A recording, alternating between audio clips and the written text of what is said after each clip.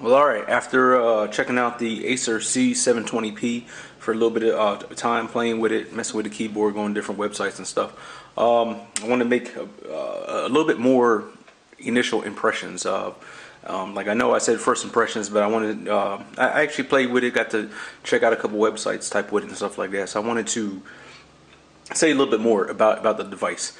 Alright, and so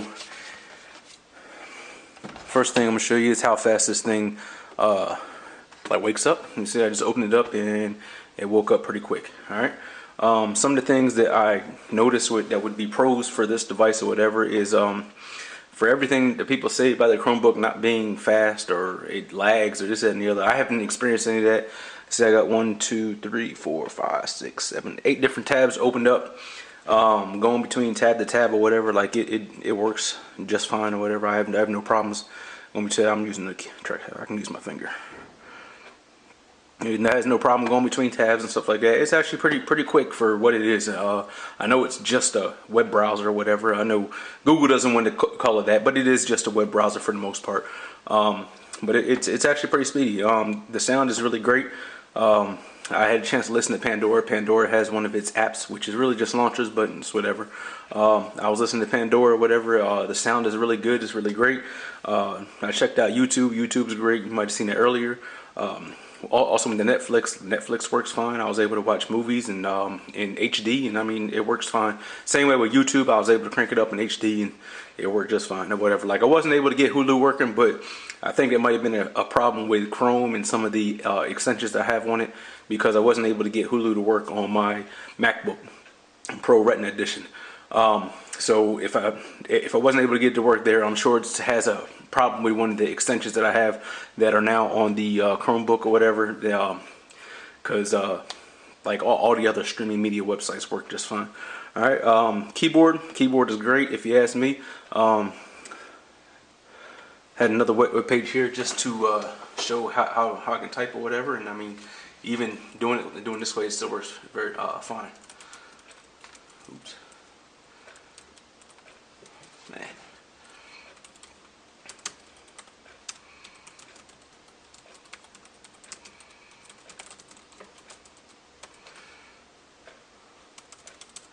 My spelling's kind of bad today. Alright, there you go. I just typed the whole classic, the quick brown fox jumped over the lazy dog. But yeah, so typing on it seems just fine. I'm sure it's not quite a full-size keyboard or whatever, but for all intents and purposes, it actually works just fine. I had typical spelling errors and stuff like that or whatever from typing really fast. But other than that, I didn't really have any problem searching and trying to find keys and stuff like that to figure out where the you know, where the keys were and stuff like that. Whatever, like it actually worked just fine. So I'd give the keyboard pretty high marks or whatever. It does sound kind of plasticky and clicky and stuff like that, but I mean, for $300, I mean, how much you know, super high-end, you know, performance or, you know, fit and finish did you actually expect when you only paid $300 for it? All right, you know, apps, like I said, there's no real apps, but a lot of websites, they all do have app launchers, I guess you can say. Basically, you click on a little link and it will take you to their website, whatever. Same way with Pandora. You don't have the Pandora app, but if you can download the Pandora launcher and it'll take you to Pandora. All those things work pretty fine or whatever. Like, I'll close out Pandora here and go down here and find Pandora, and you can see how fast that Pandora is launching or whatever. And just like I said, this way 8 tabs open. So so there you go. You can see it actually is pretty quick. It's just as quick as any other computer person may have. All right. I did also check it out with the Chromecast, and it worked just fine. I was able to stream websites. I was able to stream live video.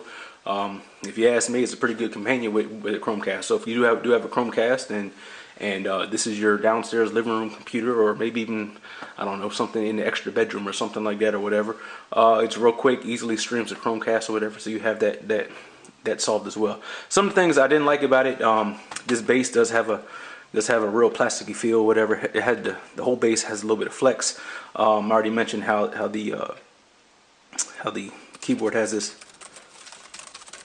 real old school clicky sound to it or whatever, like an old school keyboard or whatever. I don't really like it. Well, like I said, for $300, what did you expect? And also, this is the same exact computer as the $200 Acer C720. It's the same exact computer. So for $200, really, what did you actually expect? Like I said, the screen, even though this is all glass and this is a touch screen or whatever, the graphics do kind of suck. Whatever, it is just a 366 by 768 screen. The resolution is not HD. It's not really great. I don't know if I'm spoiled because I use a MacBook Retina on a daily basis, but it gets the purpose done. If you could think of a computer that you had probably 2 years ago, that's what this screen looks like. So like I said, it's not bad, but it's not great. It's just a regular, normal $300 computer screen. So in summary, I'd like to say with the Chromebook or whatever, people wonder, man, should I get this over a Windows computer? Should I get this over just getting an iPad or whatever? If you ask me personally, the Chromebook does exactly what Google says it does. It handles what probably 75% of the people who use computers daily, it does what they do. It gets to the websites, it gets to your email, it gets to Facebook. It allows you to play Facebook games and stuff like that. I got on Facebook, I loaded up Candy Crush game, and I actually beat a level, and I haven't played Candy Crush in probably a year almost now, but level 65, I got on there and I beat it, and I did it all using touch. I was just touching the screen to move things around, and I actually beat Candy Crush, a level that I haven't played in a year. Graphics worked fine, things moving around fine, no problems at all. So that's why I say that this probably handles what 75% of the world does on a computer almost every day. Now, just get online, check your email, and go to Facebook. And so, would I purchase this over a Windows computer? You know, it all depends what you need a computer for. You have to ask yourself those questions. Do you want a computer that's going to be able to handle Word and those things like that or whatever? Well, if you can do without actually using Word, you can use Google Drive and Google Docs to actually create your Word documents, your Excel documents, your PowerPoint, all those type of things like that. You can use this to create your documents. So if you're okay with not using Microsoft Word or Microsoft Excel and those type things or whatever, and feel fine with using Google Drive and Google Docs, this right here works well. All this stuff that I was typing on the screen here, I was typing it on this computer within Google Docs, and this is a Google document here that I'm working on that I'm going to write my blog post on. And so, as you can see, it works well. If you have a need for Word itself, guess what? You can save and export your documents in a Word format on here if you really want to do it like that. So, who do I think this Chromebook is good for? Like I said, if it's good, if you want a living room computer, or if you have a kid that's going off to school, going off to college, and you can't really afford that $1,000 computer that they really want, or even that $800 or $600 computer that they really want, you can get them this Chromebook, and it'll do pretty much anything that they want to do, that they need to do. Like I said, Word, Excel, all that kind of stuff like that, browse the internet, all those type of things like that. It does all those things, and it costs, for a touchscreen model, it costs $300. If you don't want a touchscreen, say you want everything the same, except if you want 4 gigs of memory, I think it's $229. Might be $249, I'm not sure, but I'm pretty sure it's $229 on Amazon for the Acer 720. All right, and so for less than $300, you can get a computer, send your kid off to school, or have a computer that sits on your coffee table, so when your friends and family come over and they'll be like, hey, let me check this out over here, guess what? They can check it out, and they can be like, oh man, this thing is pretty cool. All right, so that's what I'd say that this compares to. Yes, the cheapest Windows computer that there is out there is an Asus VivoBook X200. It runs Windows Atom processors. Me personally, I wouldn't want to get it because all you're going to do is think you have a real computer, and then you're going to try to do things that real computers do, and you're just going to be disappointed in the performance of those real computers. But with this here, you know it's a Chromebook. You can't even install Photoshop or Microsoft Office or any complex app like that. You can't even install those apps, so there's no disappointment, because guess what? You can't get them. You know you can't get them, so there's no disappointment not having it. It's better than getting Photoshop and messing with it and be like, man, this thing takes like 45 seconds to open up, or man, this thing takes all this time to render this video or to process this picture file, this JPEG or whatever, and that's going to get you disappointment, because you expect it to do something and it's not doing it. This here, you already know it's not going to do it, and you have used online versions of video editing tools and picture editing tools and Word documents, Excel. I mean, you can do all those things online here, and you already know that up front.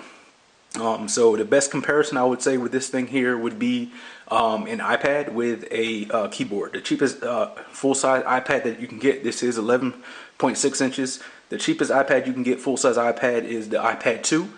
It's a 3-year-old product, and it costs $400. All right, so you add that with a keyboard case, and you're talking about right around $500, a little bit more than $500. You can get this, still has touch screens. You can play all the online games and stuff like that. Like I said, this is $300. So you save $200 getting something like this, and it does everything an iPad can do. Except for instead of taking you to apps and stuff, it'll just take you to websites. So that's basically what I think of the Acer 720P. I think the touchscreen is great. It works just fine or whatever. I have no problems with it. And man, if you have $300 and looking for a computer, a spare computer, I wouldn't say a main computer, but a spare computer that you want to give to your child, leave by the kitchen table, leave by the coffee table, so a guest can come over, excuse me, and say, man, let me check out this online. Instead of them using their phone and, you know, cumbersome or whatever, hey man, what's your Wi-Fi password? Just give them the Chromebook and let them type out, hey man, this thing is pretty cool. And you might even have another person that wants a Chromebook. So anyway, like I said, this is Christopher from Mobile Chaos. This is my initial impressions with about, I don't know, probably 2 hours with the Acer 720P touchscreen, and for $300 can't be beat. If you don't need the touchscreen, $200. Pretty much the same exact thing, same processor, same memory, same hard drive size, same everything, but for $200 without the touchscreen. So if you have $200 to spare, this is probably, you can get more done on this than you can on any Kindle Fire HDX or a Nexus 7. You can get more done on this, and so, you know, you might want it. You might want to use it. Whatever, you might want to consider it if it's going to suit your needs. So, but this is Christopher from Mobile Chaos, and talk to you guys later. Thanks.